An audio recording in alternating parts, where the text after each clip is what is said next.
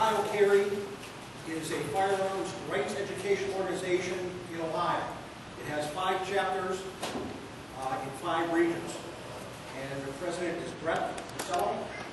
He's here tonight with a couple other people. So Brett, take it over.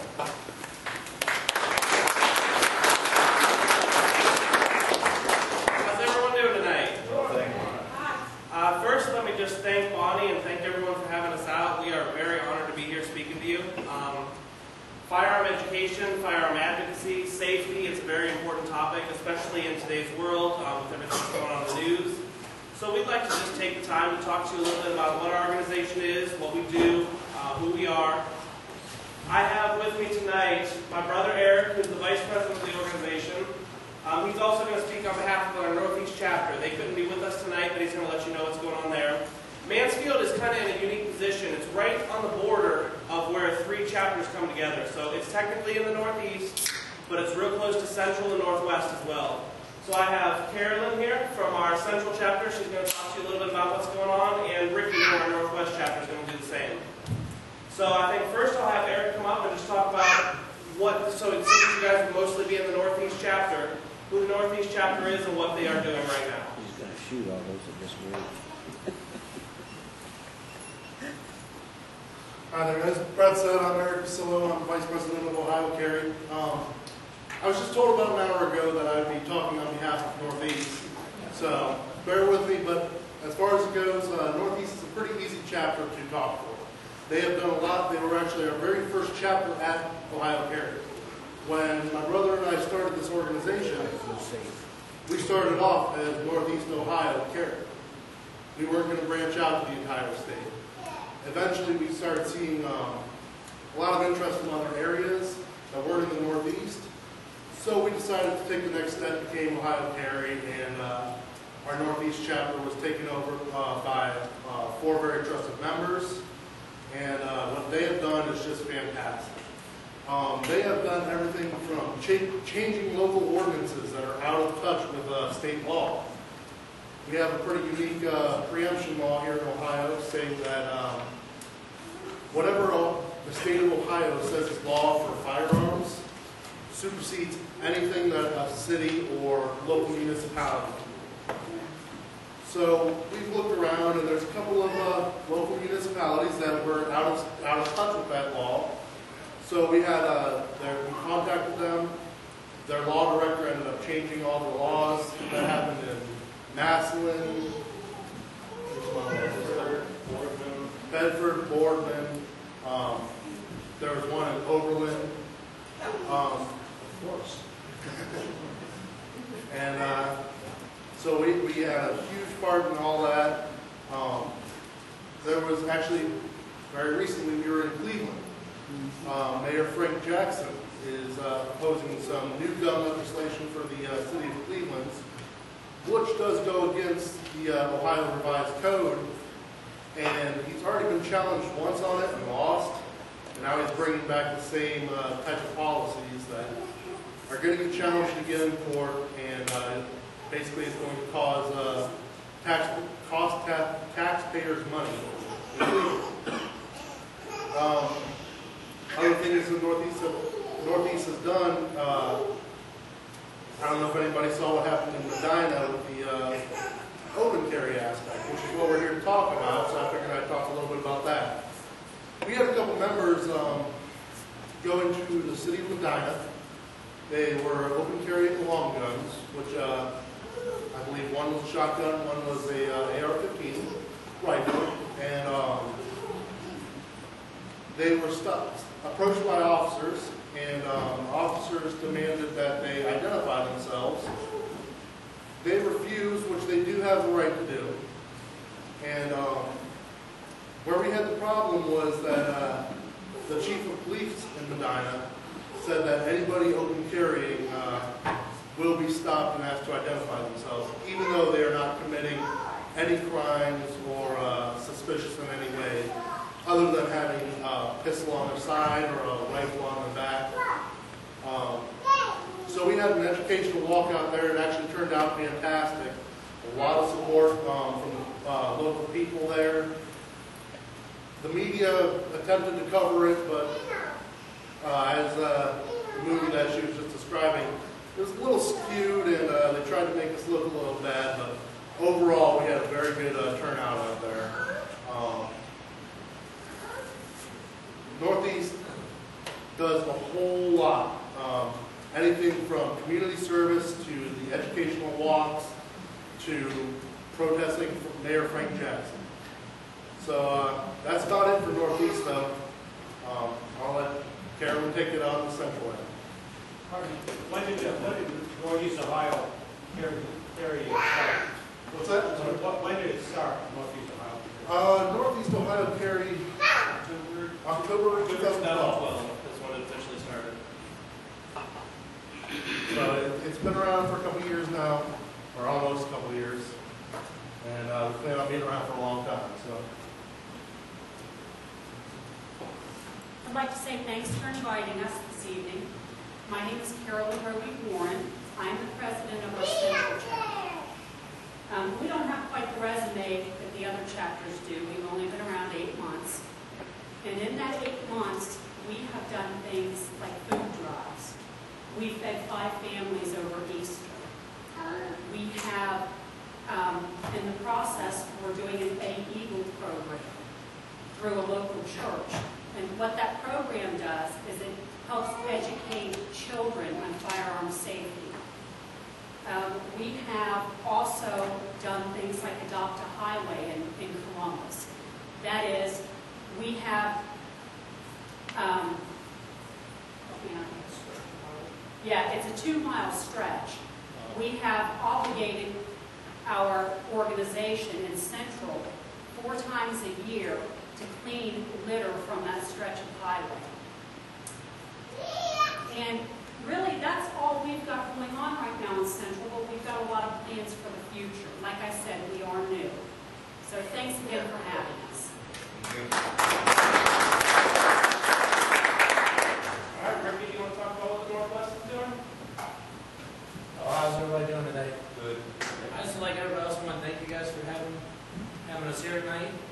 I'm the treasurer of Northwest chapter. We've done. We just recently had a picnic that we opened. Had an open carry picnic with Michigan Open Carry. Partnered up. We had a lot of companies actually reached out and donated gifts for us. We can actually turn. We're using part of that money that we got from raffles to have a toy drive, food drive for a Christmas party. We're going to have members nominate families that they know that's in need in the Northwest chapter. We're actually going to get food and toys for them that's around that time. Also, we've done a lot of open walks for educational purposes all around Northwest. And right now we have our packet in for Adopt a Highway. We're going to do it in Lucas County around Toledo. It's our biggest area for the Northwest. And as you see, my son's playing around. That's one of our focuses in the Northwest has been we want to change the image of all gun owners. Not every gun owner is a bad person that the media has actually set out and made it to be. You get some pretty young members there, don't you? Yeah. It's one of our biggest things that we picked in the Northwest to actually try to help change that image of gun owners. Thanks again for letting me have your time. Now, do you guys have anything planned for this Republican convention they're having up in Cleveland in 16 or 15? You know what, we don't have anything planned right now, but I'm sure that Northeast Chapter is going to be talking about that. I'm sure that they're going to get some stuff going on. We would love to work with some of the people that are up there. And again, it's really going to depend on what's going on with Mayor Jackson's proposals. They are very illegal to enforce. Like Eric said, he's been challenging this before. He cost the city of Cleveland $70,000 already in 2010. It's going to be more this time. If he tries to enact this legislation, he's going to get sued by not one, but 2 state firearm organizations, and he's going to be forced to pay the attorney fees for both. The one, Ohioans for Concealed Carry, the one who's putting on Party in the Park, they've already sued them once and won. It went to the Supreme Court and they won in 2010. So they are able to skip the lower courts then and go right to the Supreme Court and say they're violating the same ordinances that they were before and get everything changed around. So it's... Question? Yeah, I just want to say this. I've remembered countless times at least over the last 20 years since I've been out of school, that I have seen New Black Panthers and other groups carrying shotguns. Now, back in the 60s, I believe the law was that if it wasn't chambered, if a round wasn't in the chamber, technically in most states, that was not illegal. But then they changed some of that law because of their opinions. But countless times I remember of different little incidents. I've seen them on TV carrying their guns, and I don't see the ADL, the Southern Poverty Law Center, looking to take them to court. But by gosh, if we do it, we're looking at lawsuits. I don't understand it. Well, that's again one thing that we're definitely trying to change, like Ricky said, is the image. As I'll tell you, I'll start at the beginning. I want to just kind of tell you the story of how we got started, who we are, how we got to be, and where we're going. And when I first started, and I had the crazy idea in my head that I'm going to open carry my gun, my brother, I called him up. I said, Eric, I've been doing some research. I understand what the open carry laws are in Ohio. And I would like to start open carrying and get some people together to do it and spread awareness. And he goes, open carry? He goes, having your gun on the outside of your shirt. I'm like, yeah, let's do it. You've got to be crazy. You're going to walk out of your house and get tackled by 3 police officers. I said, yeah, hold on. You know, if we approach it the right way, and we approach it from an educational aspect, that we are here to educate people, we're here to talk about what the firearm laws are that don't get out there very much. That's the avenue that we wanted to go. So when we started, we were an open carry organization. We were Northeast Ohio Open Carry when we originally started. Our first event, we had 3 people show up, and that was including myself, my brother, and our now treasurer, Jeremiah. So we had 3 people in downtown Akron do a quick open carry walk. So we did not see it taken off at all. It was something fun on the side that we did.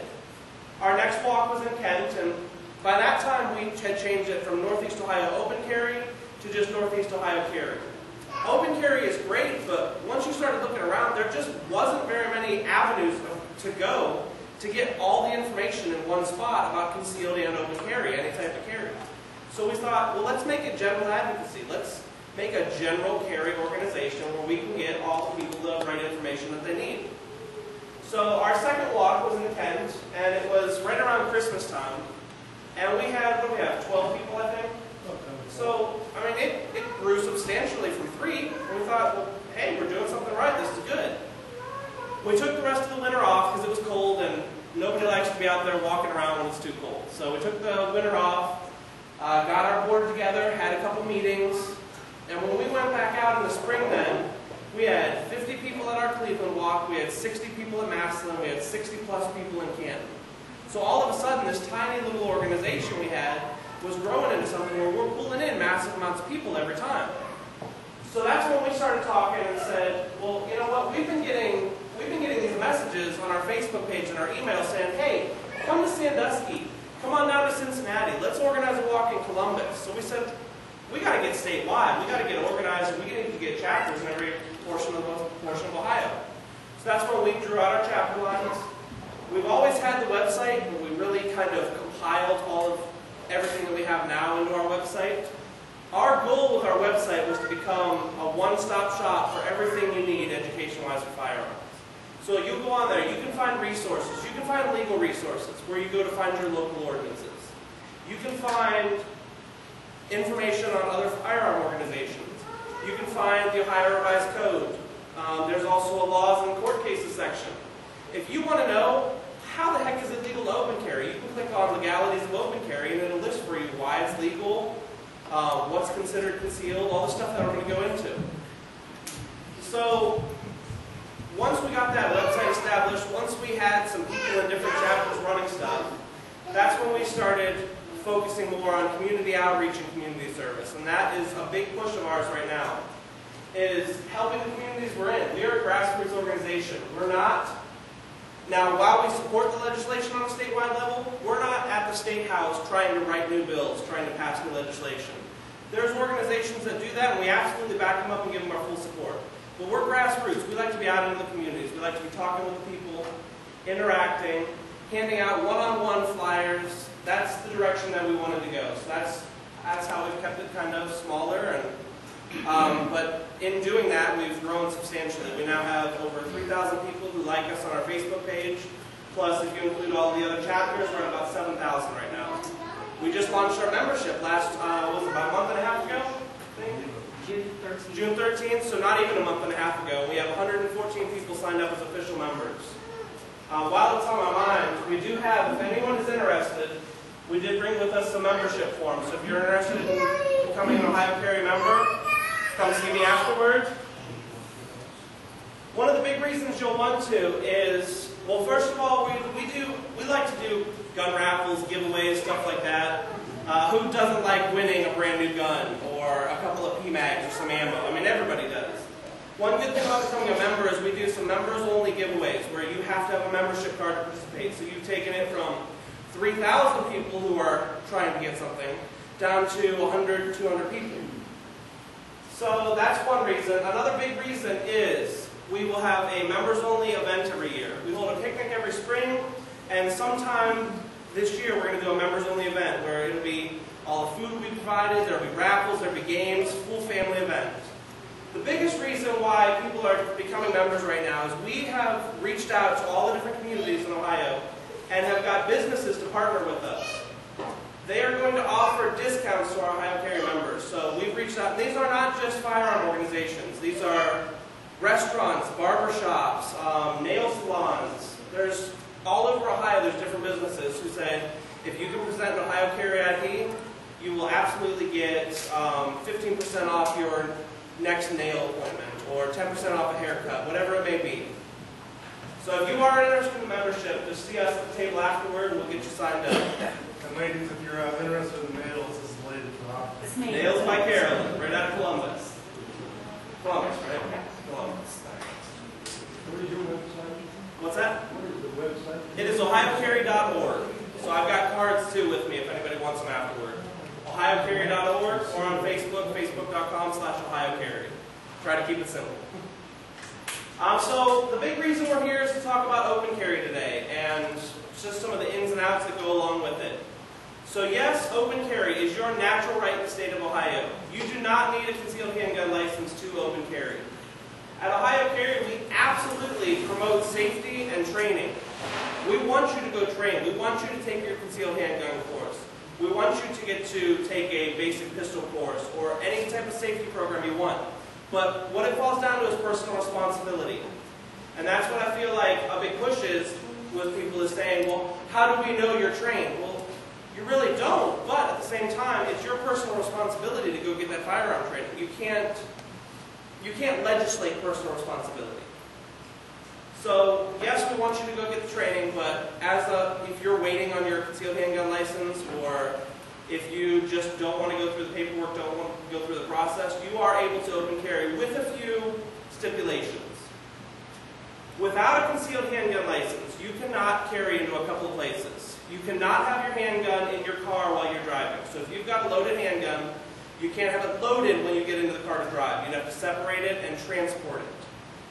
Another place you can't carry is into any restaurant or business that serves alcohol for consumption. So if they sell alcohol there that people can drink on the premises, you have to have a CHL to be able to carry in there. And the last one is within 1,000 feet of a school safety zone. So that's the school property here, 1,000 feet perimeter around it. So again, it makes it much, much easier to have your concealed handgun license. If you have your CHL, you can carry into all of those different zones that I just described, just not on the school property. So, let's see. Concealed handgun license, like I said, you'd be able to drive with it loaded. A big misconception is once you get your concealed handgun license, you can no longer open carry.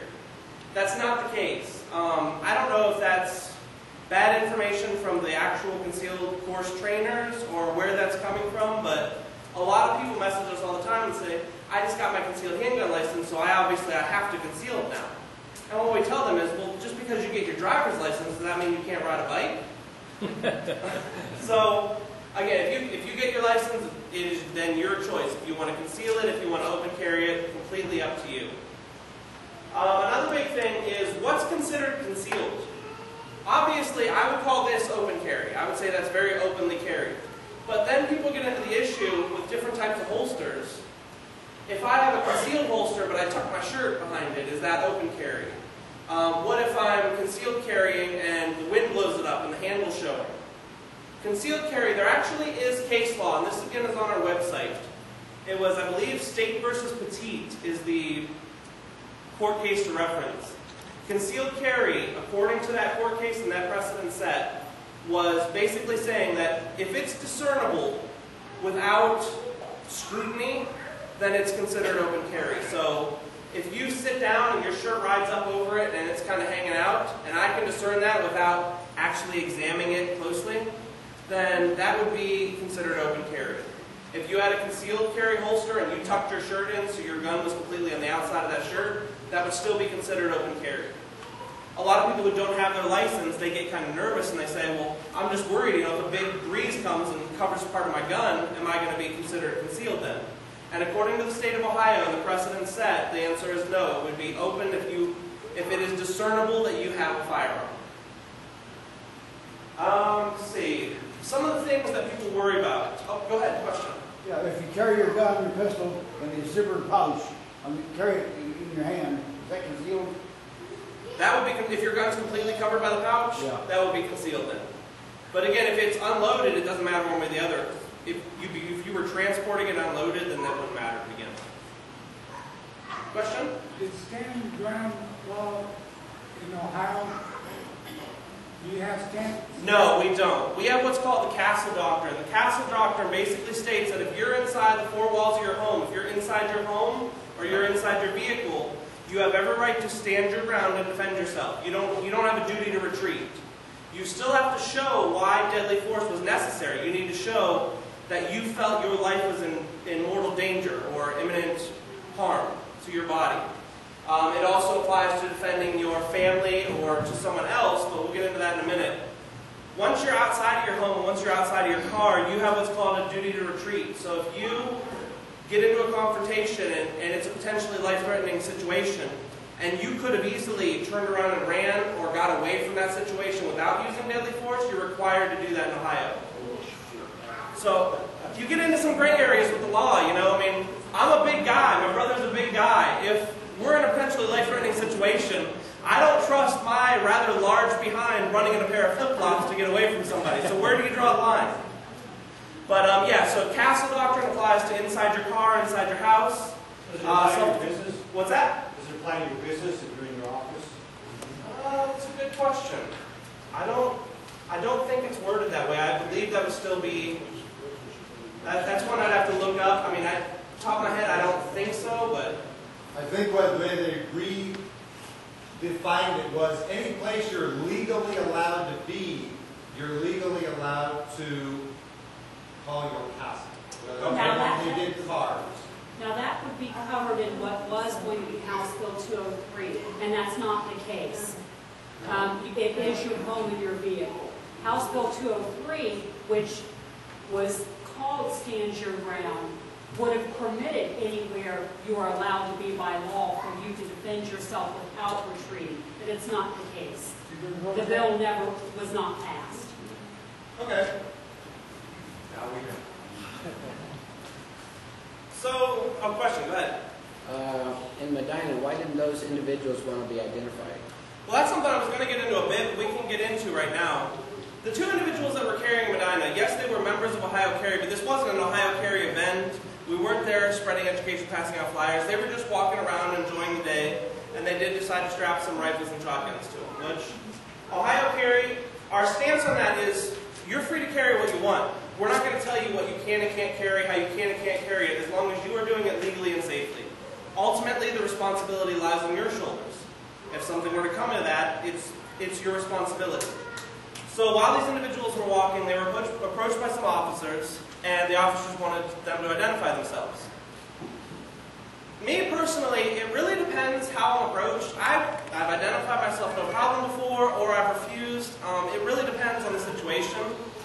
But what it comes down to is ohiocarry is very supportive of law enforcement on what we do. We have a whole page on our website dedicated to how we would like to partner up with law enforcement in the area. And we have quite a bit. Just recently, I spoke with the Kent Police Department, and we are going to collect a bunch of gun locks for them. They have a program right now to get gun locks out to people who need them, to families who may not have had one, may have lost theirs, whatever it may be. So So we're collecting gun locks with them. We're going to donate them to the Kent Police Department. So we are very supportive of law enforcement and what we do. All we ask that is our constitutional rights are respected in return. In that situation, how it played out, and it's kind of a gray area again. The officer asked, I believe his name was James, was the one he asked, right? Asked James if he was 21 because he was carrying a handgun as well. He asked him if he was 21, and then right after that he asked what his age was. So when he answered, yeah, I'm 21, oh wait, no, I'm 23. It was kind of that stumble that gave probable cause to demand ID then. So he said he was 21, then changed it to 23. So the probable cause was there, and if they had probable cause, we don't have a problem with that. So he did eventually ID himself, and it ended amicably. They shook hands and walked away. The actual issue came later when we called the chief of Medina Police, and we said, we'd just like to get some information on when you would detain somebody who was open carrying, what your policy would be for detainment, and when you would force that identification. And his response to us was, if you're open carrying in Medina, in the city of Medina, you're going to be asked to identify yourself, and if you don't, you better have a good lawyer. So, and that's where we took issue. It went from we're defending our Second Amendment rights to now we've got a Fourth Amendment violation. When you're approached by an officer, if you're not doing anything wrong, if you've broken no laws, if you've done nothing wrong except left your house with a firearm in the open, and the officer says, hey, I need to see some ID, you can ask them first of all, if you're being detained, and that lets you know if you have free will to leave, if you're able to walk away without then getting arrested. So if they say, no, you're not being detained, it's up to you at that point if you'd like to stay around and talk, which I know my brother and I always do. I love talking to people. It's what I do. It's why I started the organization. So I'd like to stay and chat it up and get to know everybody. But some people aren't always like that. Some people get very nervous around law enforcement. And it is what it is. Some people are just kind of scared. So if they were to say no at that point, there would have to be probable cause. There would have to be reasonable, articulable suspicion that they either committed a crime or are going to commit a crime to force that identification. So when he said, what's your reasonable, articulable suspicion for demanding my ID? Now there was in that case, but if you said nothing more than you're exercising your constitutional right, you've got a pistol on your hip, then that doesn't fly. That's where it gets into that Fourth Amendment violation. And that's where we had to come in and say, like, that's not really okay. While we encourage everyone to be as respectful as possible and to, speak and educate, if somebody were to say no and they've done nothing wrong, we're not a stop and ID state. You can't just force identification out of somebody. Was there any other questions on that? Go ahead. This is a hypothetical, but let's say the President of the United States is touring, and he comes to an area where people are in favor of open carry. Now, would that be trumped by the protection of the President? I'm assuming it would. Well, I think it would depend on the situation. If he's coming to speak, he's most likely either A, on some type of university campus that's already going to be a gun-free zone to where you couldn't get in there, or B, he's going to rent out an area, get a permit for an area to be there, in which case he makes the rules. If he says it's a gun-free zone, then it's a gun-free zone. So that's where they're able to do that. We had Mayor Bloomberg and his Mayors Against Illegal Guns bus tour come through last year. Went through Cincinnati, Columbus, and Akron. ohiocarry had official protests at Columbus and Akron. So while you'd see these super fancy SUVs rolling up with the New York plates, and you'd see the big bus tour, and they'd want to say, well, they can't be here, they can't have all those guns here, but we were perfectly within our right to do so, as long as we didn't step foot onto where they had rented and they had the permit for. So staying on the public sidewalk is perfectly acceptable. You're within your right to do that. Any other questions on identification or anything like that? Go ahead. I've been out of law enforcement for quite a few years. When I was in there, we had something called stop and frisk. We had Terry and we had Miranda. Did they throw those out?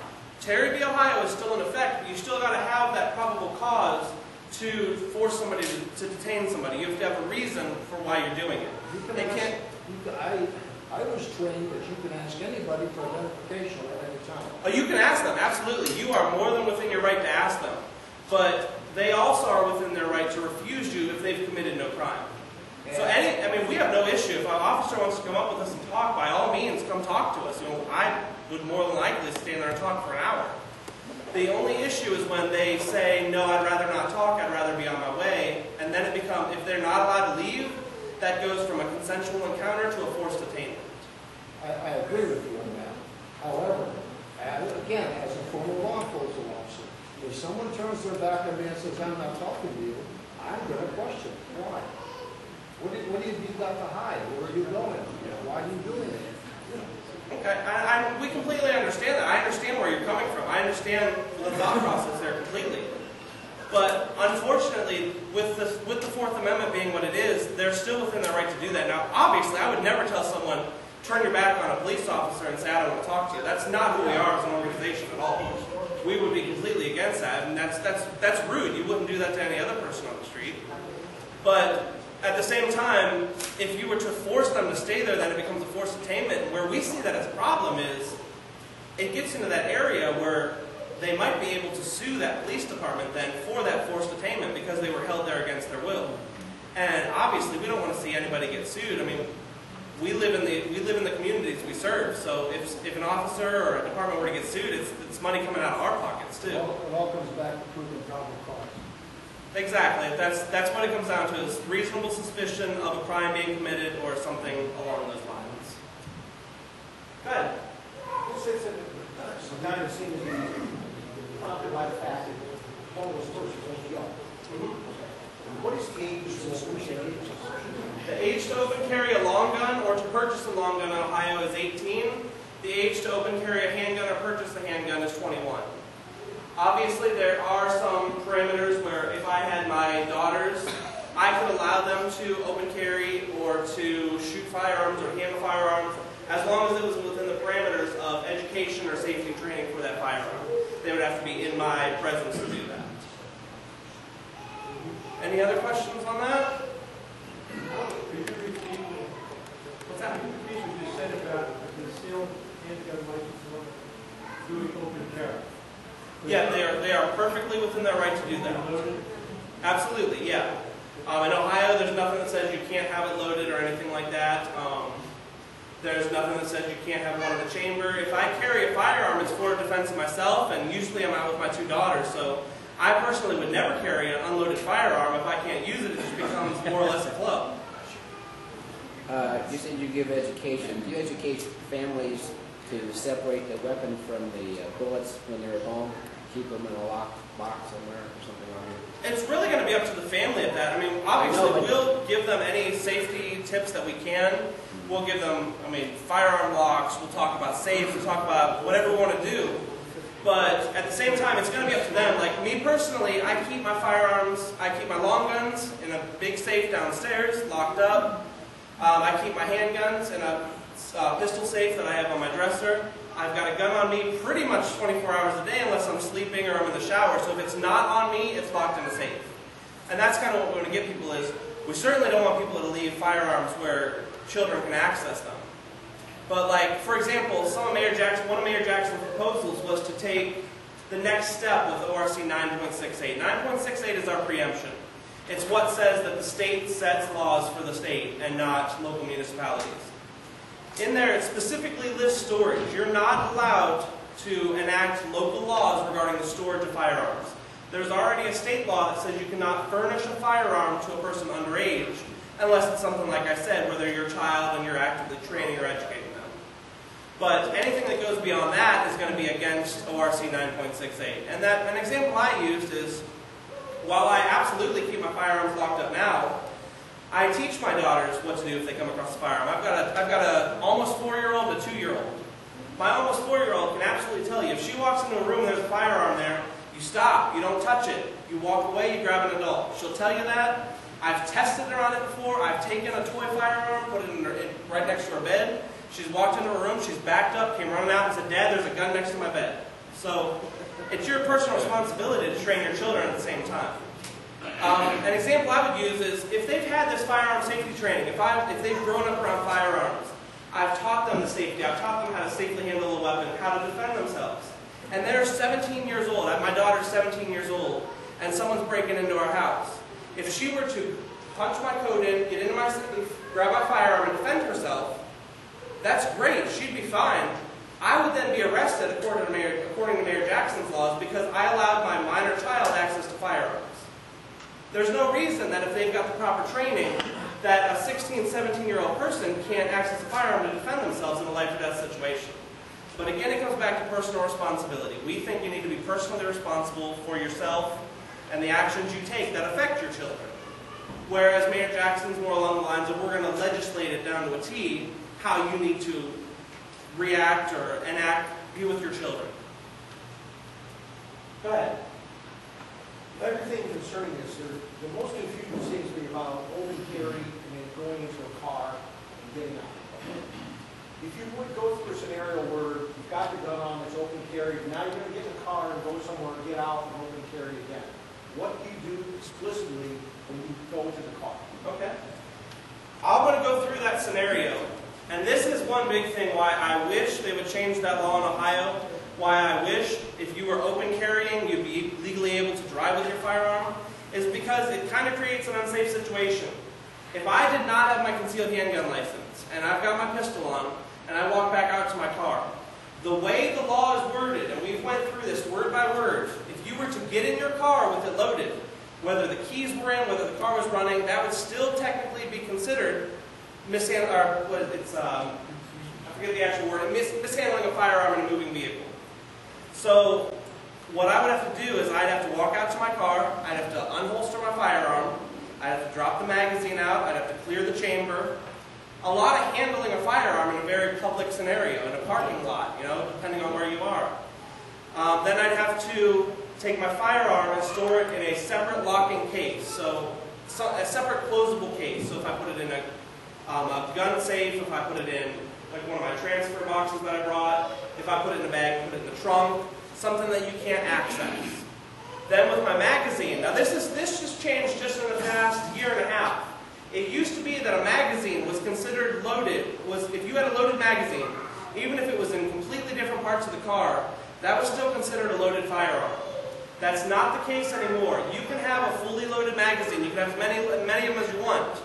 You have to store them in a separate closing case from your firearm. So if I've got my firearm stored in my firearm box, and I put that in the trunk, you have to store your magazine separately from it. Now the good thing about this law too is it allows you to store it on your person's person, which means on you. I can take my firearm, I can put it in my pocket, and I can button it up. As long as your pockets come with a button, a zipper, something that closes that pocket off, you can carry your magazines loaded on you. So it was a pain before. You'd have to get out. I've got a 13-round magazine with a 45 caliber. I'm going to have to sit there and unload every single round.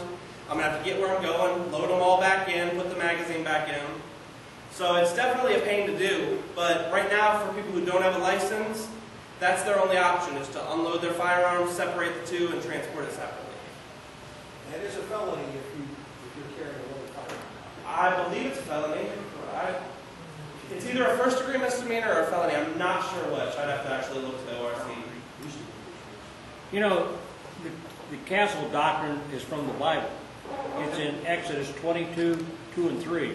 It said, if a thief be found breaking up and be smitten that he die, there shall be no blood be shed for him.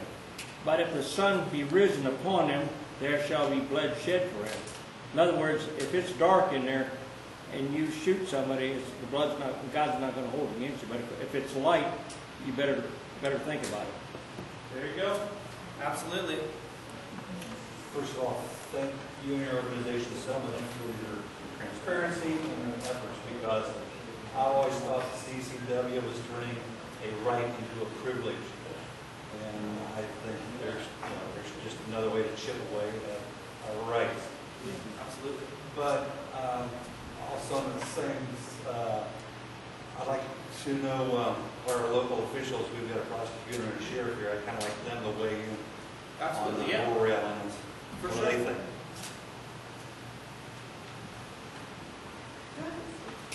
I've been in law enforcement for about 40 years, and was on PD for a while, sheriff for a while, Gainesville PD for about 25 years, and I've been the sheriff for only 10 years.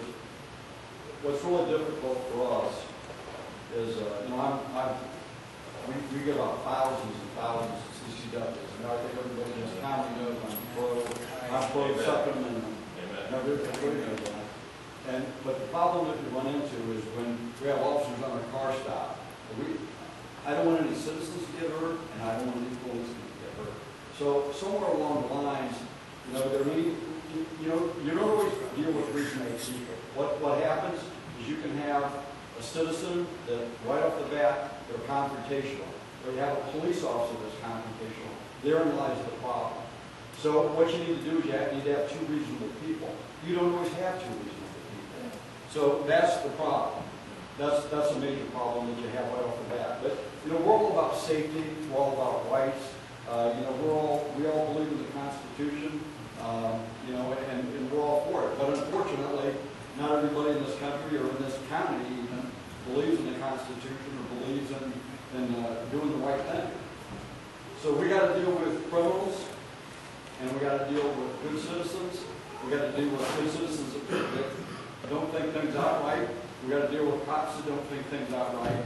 I mean, it's a whole gamut, and we're stuck in the middle trying to do what's right, and it makes it difficult. And that's when we as officials, we try to make decisions. We don't always make the right decisions, but citizens don't always make the right decisions either. So, you know, somewhere along the lines, we need to just, you know, sit back, think this out real good, think what we're doing is right, and just, you know, not to push the buttons to get something, to get a confrontational going, just to have a confrontation. You know, I certainly, and I think everybody here, respects your right to open carry. It's the law. That's the way it is in Ohio. But we also want it to be done safely. You know, I think if you and I came to each other, if I came up to you, I mean, we'd probably shake hands and say, hey, what do you carry? You know, you got a Smith Wesson M&P 40? Yeah, cool. Or 45 or whatever you got. We'd probably talk about guns. And I'd turn around and leave, and you'd turn around and leave, and go, yeah, that's a pretty nice guy. Yeah, that's a pretty nice guy. I like him. And, you know, when we part friends, that doesn't always happen. That's the problem. So somewhere along the lines, I think, you know, maybe what you're trying to do, educate people, is a good thing, because people have got, they can't have this idiotic attitude towards law enforcement. Law enforcement is there to help. 99% of law enforcement wants to do the right thing. And so, you know, to have this, we don't want that. You know, we don't want that at all. And so, you know, in every decision that we do, you know, I contact Bambi. She's the first assistant law director to Jim Mayer. And, you know, the prosecutor, I'm sorry. You know, whenever I have a legal question, I've already done it. I just did it last week on Thursday, Friday. I say, hey, Bambi, what about this? What about that? There are legal representation. And there's a lot of gray, you said it, there's a lot of gray areas in the law. Well, you know, we just want to do everything safe. And whenever I have a legal question, we contact the prosecutor's office. Jim Mayer does a great job. Bambi does a great job. We're real happy with the prosecutor's office. And they've given us really, really good advice. And not that we always agree with it, but that we sit down and talk about it. And we try to come to some sensible solution to everything. But we appreciate you trying to educate people. Thank you very much. I always know to weigh in on that real quick. One of the things when my brother and I were starting this organization, we started looking on the world famous YouTube. And I'll tell you what, it was one of the things that really even turned me off from starting this. Was because you see a lot of people out there, their one goal is to start a confrontation with an officer. Unfortunately, a lot of officers took the bait. So, I mean, it made its rounds on YouTube, and these people, I mean, it's the only reason that they were going out and carrying these firearms was to start the confrontation, to get likes on YouTube or get views.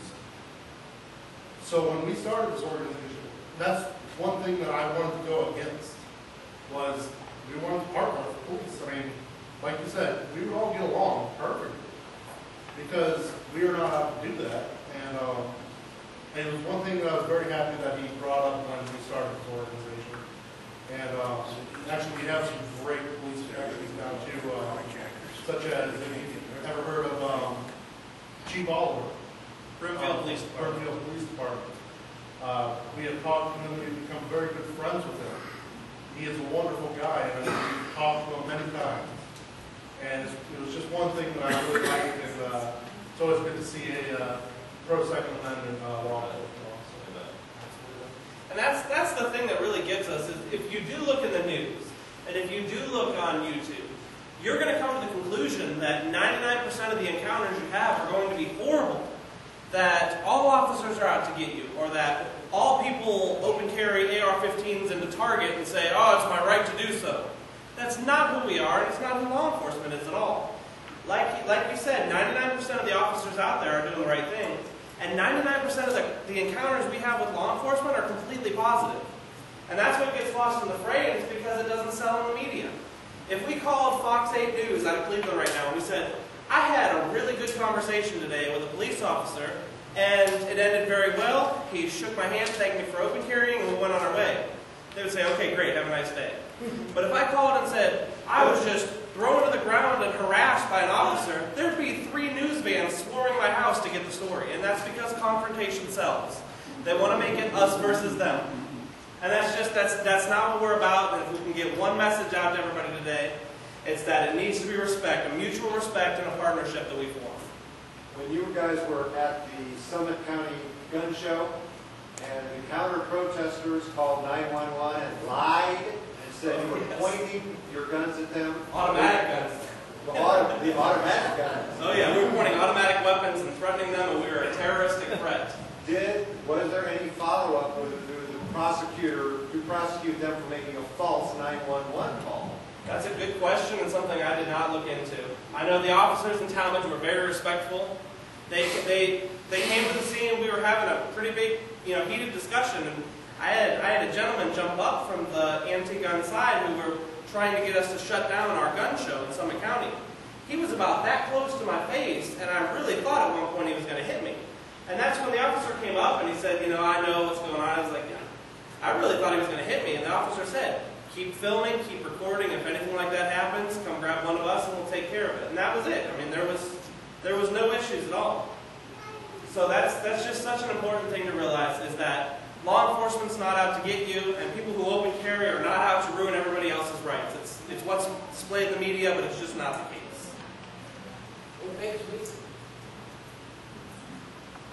What's that? So what makes me so mad is that they make this whole thing about guns, right? And they say, well, you go in the inner city, you see these kids and they're shooting each other or whatever. But what they never bring up is the fact that it's these Russian gangsters and stuff, and they're supplying these guns on the street. It's not regular people, and it's also sometimes it's also these kids, these smash and grab kids who are burglarizing houses and trading guns for drugs. So 99% of these guns that these guys are shooting each other with are stolen or illegal to begin with, and yet they're saying they're getting them at gun shows. You don't see no gangbangers at gun shows. Absolutely not. This is stupidity. One thing that I think we would like to say is if your organization is going to come to this community, whether it's Mansfield or Richland County, Lori Coates, the safety director for the city of Mansfield, she's here, on sheriff, chief deputy's here. Please contact us, and we'd like everything to go smooth if you are going to have a march or anything like that. Absolutely. Chief Coates couldn't be here tonight, but Chief Coates from Mansfield PD and I talked, and so if you're going to do anything or you need anything, please contact us, and we would like everything to go more smoothly. We appreciate that. Thank you very much. I have one question back to this statement. How do you define the difference in the forced detainment versus a terrorist stop? Your definition. Well, let's see. I would say that a forced detainment is when you're no longer free to leave. To have a detainment, there has to be suspicion that a crime was committed. There has to be that suspicion that either you committed a crime, you had committed a crime, you're going to commit a crime, or that you're in the process of committing a crime, to actually detain them, to keep them from leaving. So I would say at that point, if an officer can't tell you what crime you're suspected of committing, I don't see how there could be a detainment. That's the first thing I asked, if I'm ever in that situation. Well, I would ask, would be, what crime have I committed? Is there any crime? That way, and just like, when he said he slipped up with his birth date, I think if the officer would have said right off the bat, you slipped up with your birth date, it's making me think that you're not really 21. then I think James at that point would have said, you know, you're right, I understand, and explained what happened, but still it would have been no. I think a lot of the time what I see, and again it's on YouTube, is the officers don't want to tell you what you're being detained for, which that's when it gets into that confrontation where the guy's like, well, if I'm not being detained, I'm going to turn around and leave. And that's the situation that we don't want to get into because it gets into a very tense and potentially violent situation. And to find the Terry stop, I understand what you're saying about that. The Terry stop would be if you're, from what I take on it, if somebody is detained, you have the right to pat them down then, pat down the outside of their clothing to make sure that they're not hiding or concealing any weapons. Or something, you know, like a needle or something like that. That's my take on that. Back to, I'm sorry. Yeah. That's not a forced detention. A Terry stop is not a forced detention under the law. You know, and that's the thing that's confusing me. As an attorney and doing this every day, I think sometimes lay people blend the ideas, and that's what I see you doing here, and maybe giving a little bit of misinformation as to what a law enforcement officer can or cannot do. And a Terry stop is not a forced detention in the sense that you're describing. So, and it's kind of along the lines, too, that Mike earlier thought the law said a certain thing when it comes to the Castle Doctrine. It does not.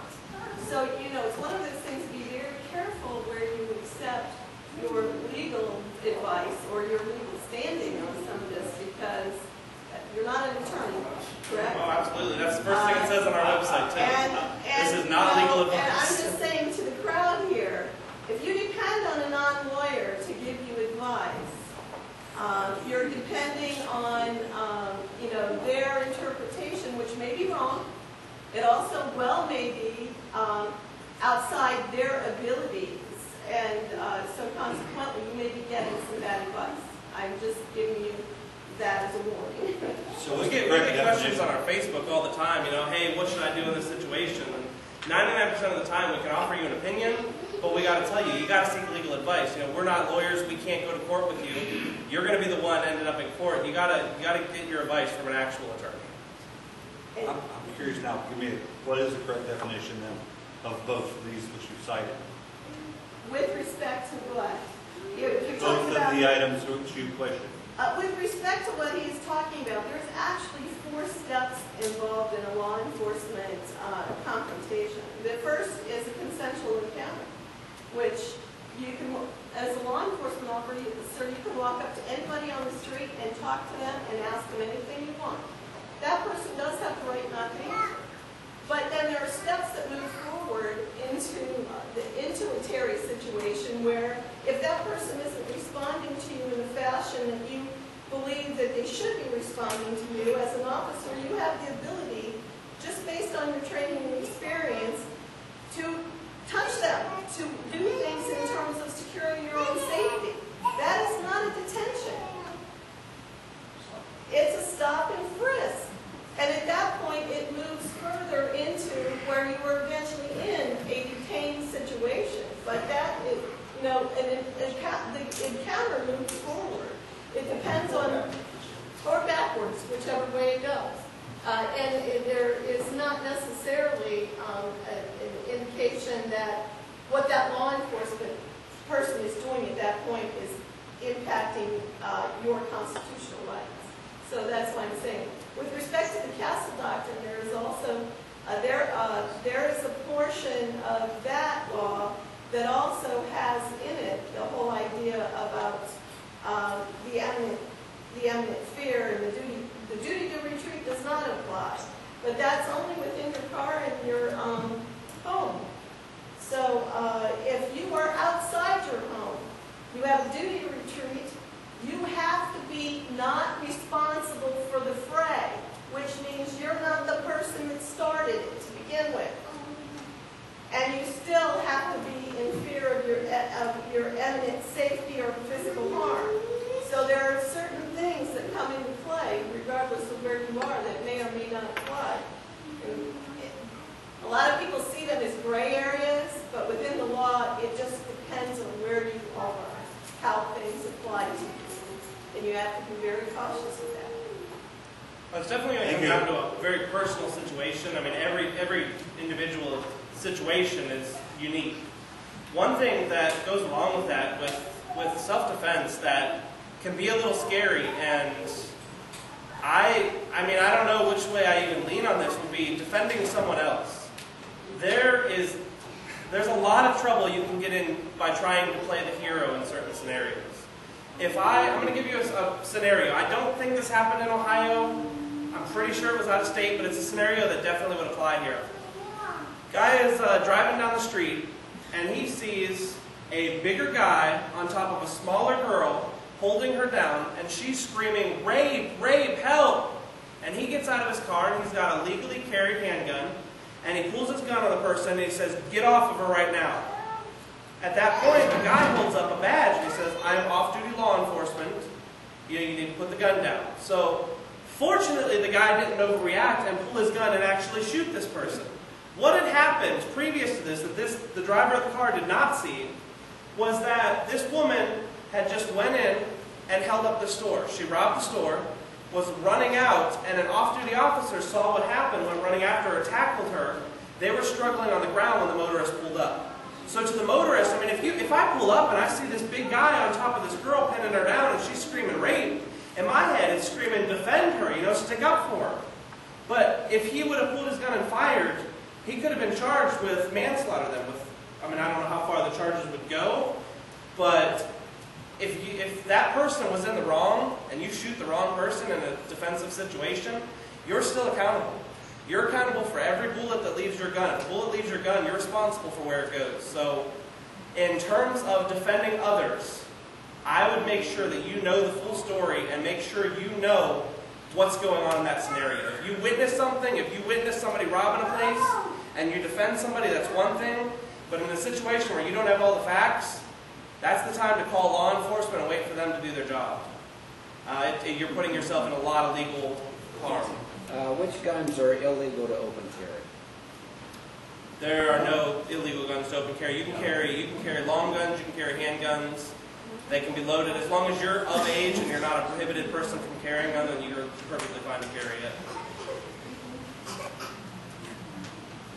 Any other questions? Go ahead. There's an old saying, I'd rather be a live coward than a dead hero. Like you say, I've heard that scenario before, and by looks at the situation, you think what's actually happened. Yeah. And it's like, and then if you make the wrong move, you're just as guilty as sin, as they say. Absolutely. And I'll give you an example. I teach in Youngstown City Schools. So I'm a high school English teacher. And I, in my heart, totally believe that I should be able to conceal a handgun and carry it with me. I drive through one of the worst parts of the state every single day to get to work. I sometimes leave after it's dark and drive through that same area on the way home. I can't even have my firearm locked in my vehicle for the ride to and from. I can't have it on the property at all. So I am completely defenseless then beside my car to and from work. And I feel that I should be able to carry. We have a huge school. It's Youngstown. It's inner city. I've got a 3-story floor. There's one deputy that covers the whole building. So if I'm down in my little corner of the building and something were to happen and there were to be an active shooter, by the time the officers made their way down to me, myself and the rest of my class are going to be dead. There's just nothing we can do at that point. So I feel I should have the right to defend myself, and that doesn't go away when I get to my job. But a lot of people said, we pay you to be a teacher. You're there to teach. You didn't go to be a law enforcement officer. And that's the point I'm trying to get to people is, I'm not doing it to be a law enforcement officer. I'm not doing it to be a police officer. I'm not doing it to be a hero. I carry to protect myself and protect my family. If in the process of doing that, I happen to save somebody else, that is great. That's another person that we saved. That's a positive story. But my primary purpose when I strap on my pistol every day is to make sure that myself and my family is protected. And the same thing goes true in school. Now, if in that scenario I were to shoot an active shooter and save a classroom, that's great. That's great. That's wonderful. That's kids that didn't have to die. But I don't like to be lumped into, well, you just want to be a hero, you want to be a vigilante. It's not true at all. I just want to be able to go home safely and see my daughters every day. Can I make a comment, Brad? This is about law enforcement. In Columbus, when we have our events, we always contact law enforcement first to let them know, should it be an open carry event, that they know what's going on. So when and if the calls start coming in, they're aware. And in Columbus, we often have escorts. So there's a few officers that go around with us just to keep the peace on both sides. We have a wonderful police force in Columbus, and we like to extend the courtesy of saying, we're going to be there. Please don't be alarmed. It's just a mutual respect thing that I feel we need to do at these events. So I absolutely agree with calling ahead and saying, hey, we're going to be there. Because you will get calls. You'll get 1,000 calls. And if you have some insight, yes, of course we check things out. But most of the time in Columbus, law enforcement is already on the scene, talking to us, getting to know us, introducing themselves. We have a wonderful relationship in Columbus. And I think that's the goal of the whole organization around Ohio, is to have those vital relationships, because it is important, very important. Real fast, I know it's off topic, and I'll keep answering questions, but if at the end of the presentations anyone's interested, we brought a bunch of different holsters with us today, both open and concealed. If you're interested in checking them out and seeing the different options available for both open and concealed carry, feel free to come check them out. I also brought an unloaded firearm. I'll clear it and show safe to everybody, and you're welcome to. I brought a belt, and I've got an open carry holster that if you want to see how the difference between concealed and open carry is, you can put the belt on and put it on and see how it feels. All right, I'm going to start here and work my way around. Go ahead. You got a sneaky peek, don't you? What's that? Sneaky peek. That's what I was going to say, because we got a sneaky peek. Yeah, I don't know that one. Look at any gun magazine, or hunting magazine. Yeah. Find magazine. It's about this big Okay. for our small 380. It's about Gotcha. that big, and it's got a flap on it, and you carry it on the outside of you. There ain't no Okay. way I'm going to put a gun in my pocket. Give me a break. So it just flaps, it's closed, nobody knows what it is. Gotcha. Okay. But it opens easy, pull out easy. Yeah, definitely. That sounds great. The holsters we have, I've got an inside the waistband concealable holster that's actually molded to a gun. That is just the basic concealed holster that you can pretty much slip any firearm into and clip it inside your belt. That's the molded one that you can get custom fit to your firearm. This is a circle holster. And what's great about these for open carry, if you open carry, you want to have something that secures your firearm in place, firearm retention. And not only should you train in firearm retention situations for if somebody were to try to grab your gun, but this firearm, it provides different levels of retention. So that is what I have on right now, and this button right here, it clicks into place. So if somebody were to come up behind me and I didn't see them, and they were to yank and tug on this, it's not going to come out. I have to hit this button in order to draw it out. So there's a lot of different styles. I have a paddle one on, there's a belt one over there. You've got your basic nylon one. We brought everything we had. So if you want to see them, feel free to go check them out, play with them, see what you think about them. My real question was, what if you were carrying, either concealed or otherwise, and you walk up to a door someplace and they've got the sign on there that says no weapons? That does hold the legal weight of law in Ohio. So how do you legally? You don't legally carry. You don't. If you're going to go into that place, you need to take it back to your car and secure it in your vehicle. Yep. Or I don't shop anywhere where there's a gunbuster sign. They don't get my money. Right, well, it says, come on in and rob me. Nobody's carrying a gun. Exactly. Go ahead, you have a question? It's vacation time. What's that? It's vacation time. I believe everybody can understand the state laws and drive through different states. Absolutely. There's a woman right now in jail in New Jersey. She just got a concealed carry, drove across the border, now she's spent 3 years in jail for going across the border to New Jersey with a gun.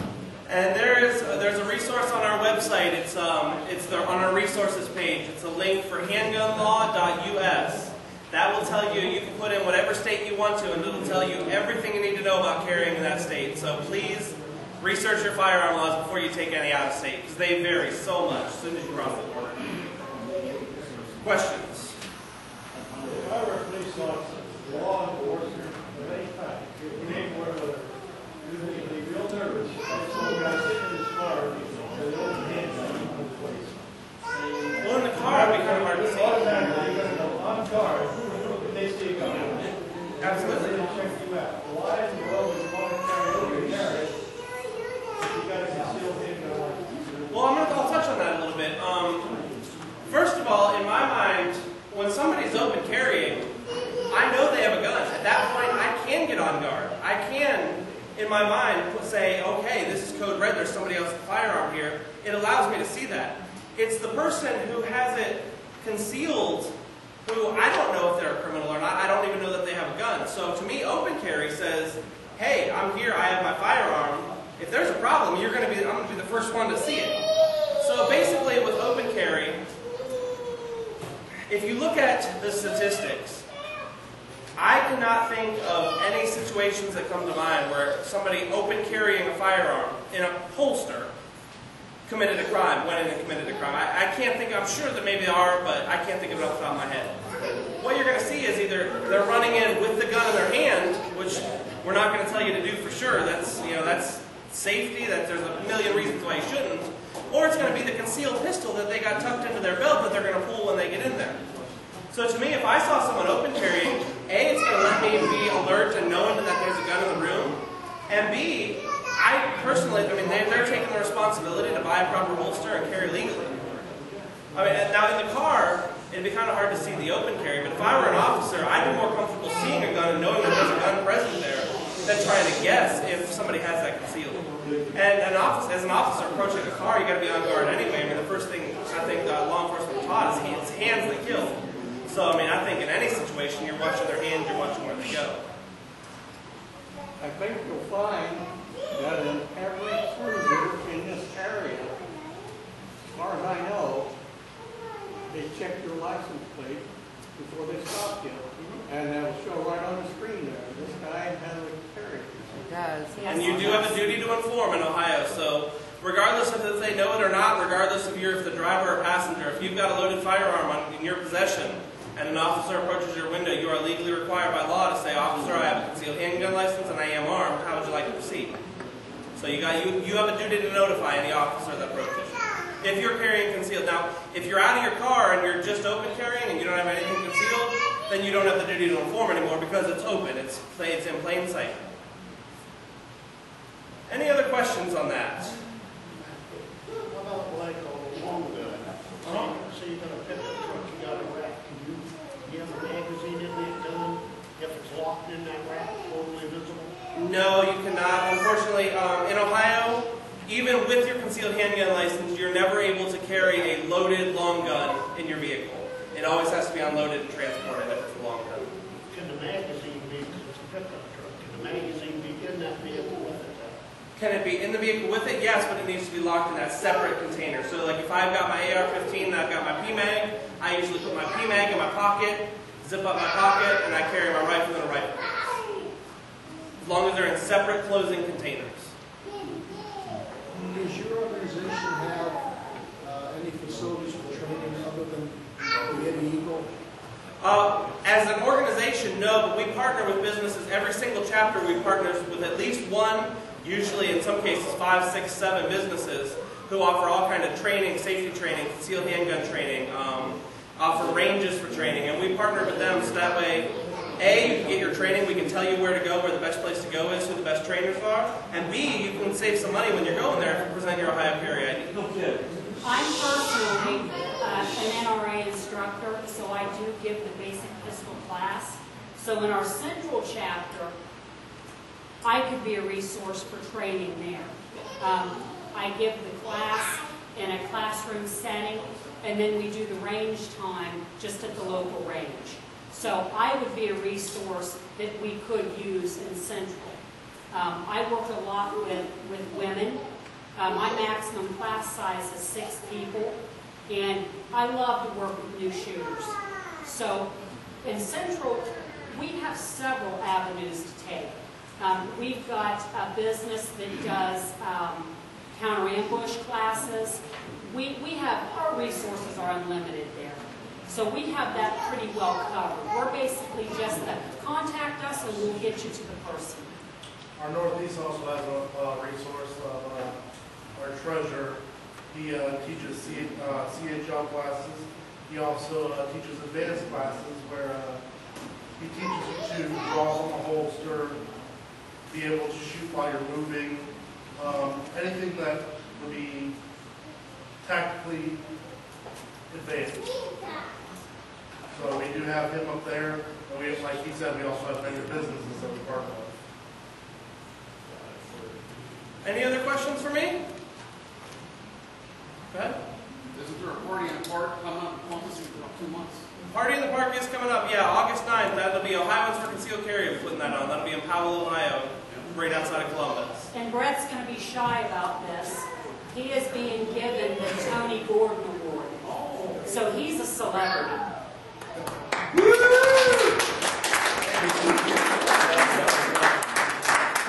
And that is Activist of the Year. That will share has a whole story to it. Business friend of mine lives in Hartford.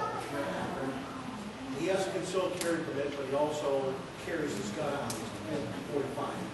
He carries it everywhere with him, and he went into a Home Depot store, and he'd been to that store before without an incident, but apparently they had a new manager, or different manager, or some of the managers left him and told him he couldn't be in the store with a gun. And he didn't argue with him, and he left. The guy said, leave the store. But he went out to the parking lot, and he got on his cell phone, and he started calling Home Depot headquarters. Okay, whoever he was talking to, he kept going up the chain of command. And before he left the parking lot, Home Depot headquarters had called the manager, send him out and apologize.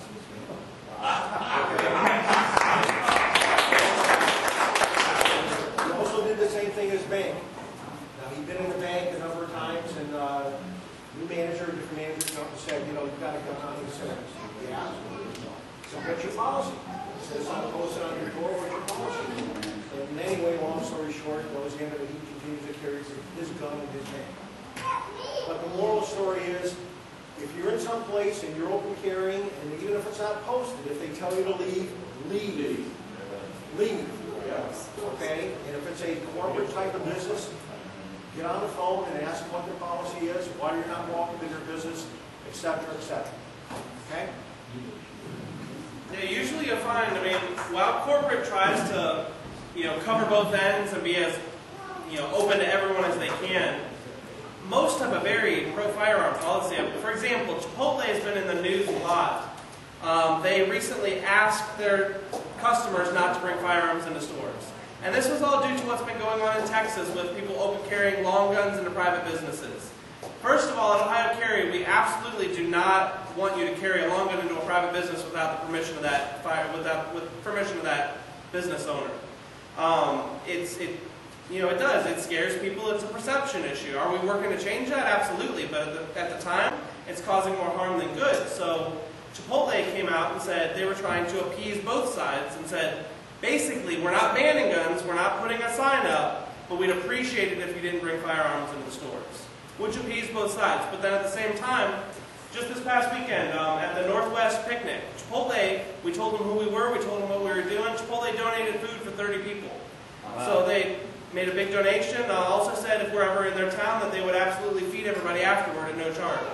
So the businesses don't want to be put in the spotlight, but at the same time, if you talk to the right people in the businesses, you get positive results as long as you approach it in a professional manner. What about Target? Target's the same way. Out of all the businesses that have been in the spotlight, none of them have actually posted a no firearm sign on their door. They've all just respectfully asked that you keep your firearms at home, which appeases both sides. But there's not been a ban on firearms. They don't want to ban you. They're not going to bar you from coming in with a firearm.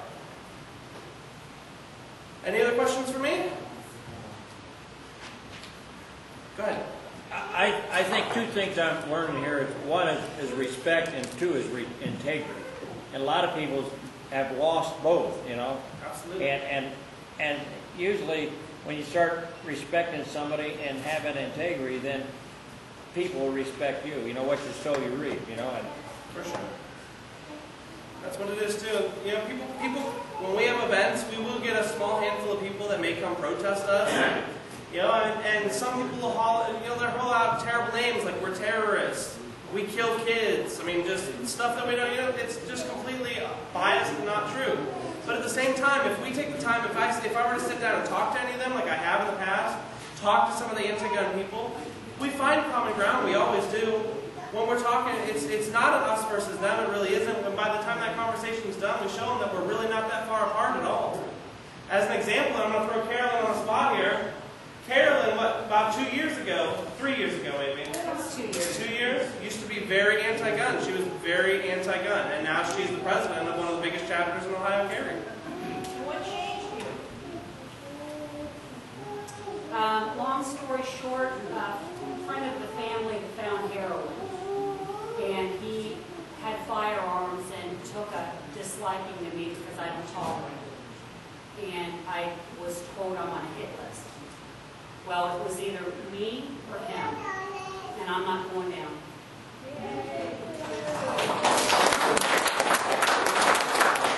It makes me mad.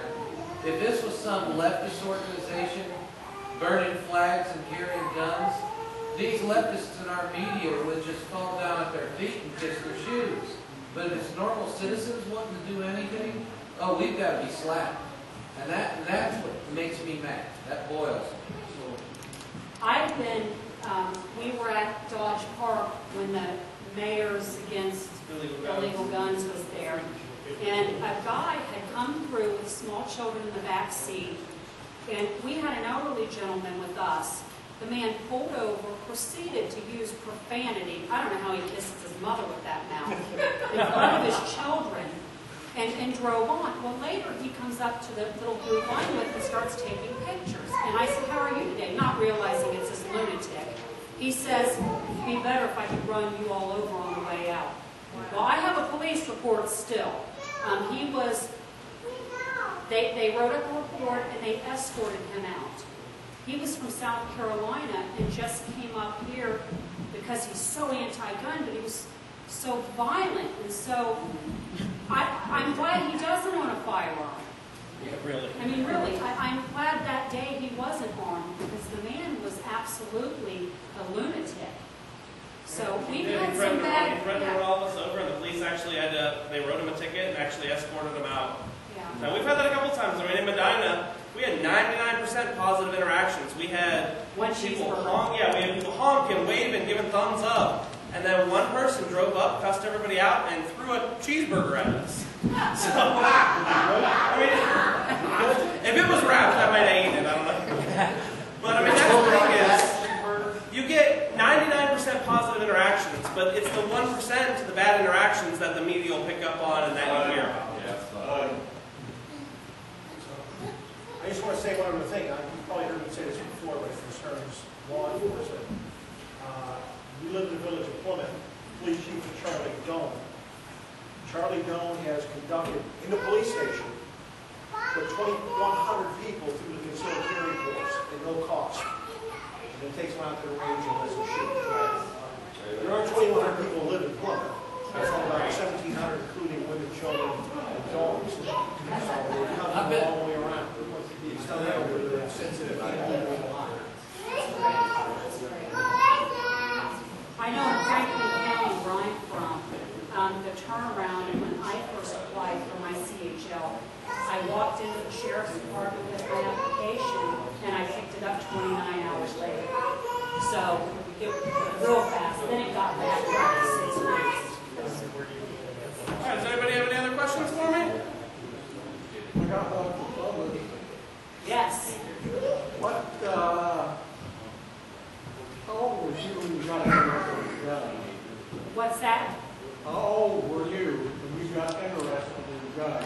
Well, I'm going to be 49, and it was September 26th of 2011 that I bought my first gun, and I fell in love. So, You enjoy shooting? I love it. I love it. Why don't you talk more with me? Well, I do. I also give some free classes to women in Columbus, and I offer to take anybody to the range. I don't care who it is. And I work a lot with people that are afraid of firearms.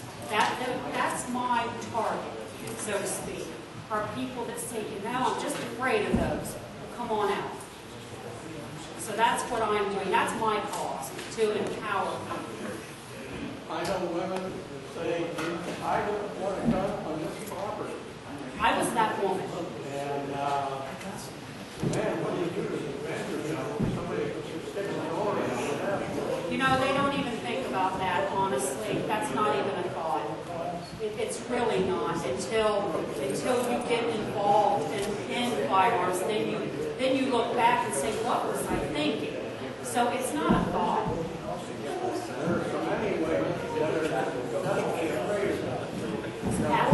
I had a female.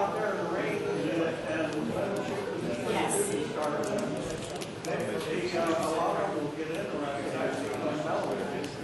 If you ever watch TV on Wednesday nights on the outdoor channel, they have women competing in all these firearms. Yep, absolutely. And enjoying it. And enjoying it. They bring their daughters teaching to shoot some guns. Yes, exactly. Most people do love it after they go shoot the first time. It's just that initial time to get them out there.